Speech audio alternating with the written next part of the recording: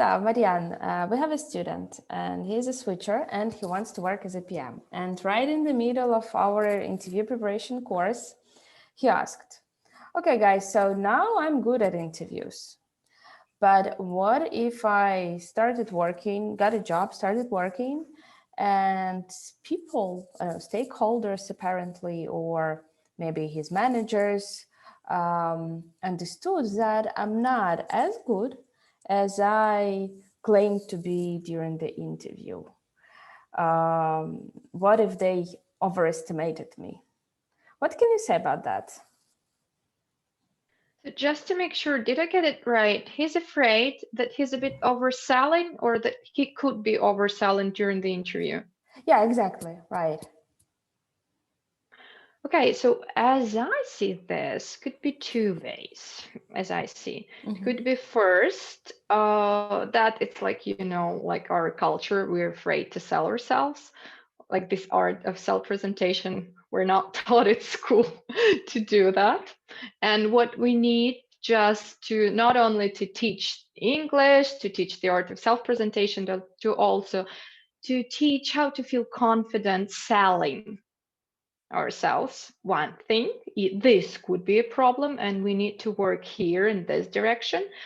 Or another direction is what I see, what the person thinks that they're not as good as they claim they are.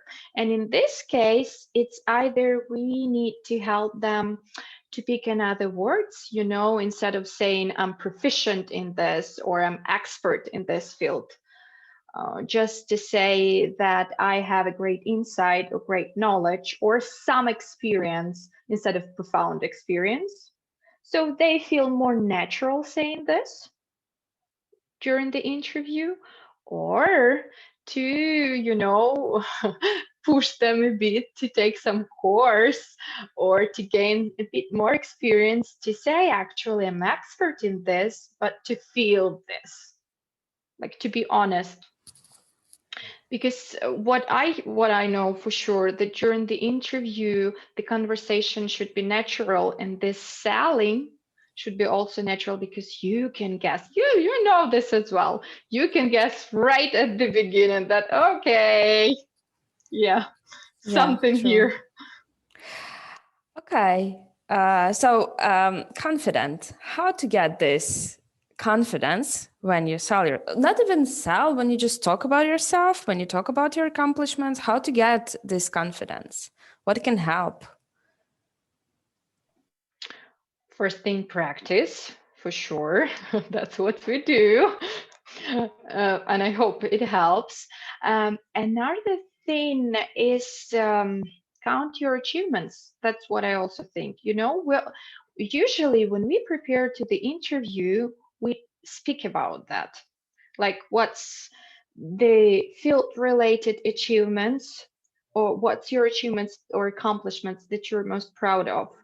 So we need to discuss that stuff so they could gain the confidence in themselves. Oh, yeah, I can do this. I can do this. One thing. Another thing, what I would suggest, probably, like, try.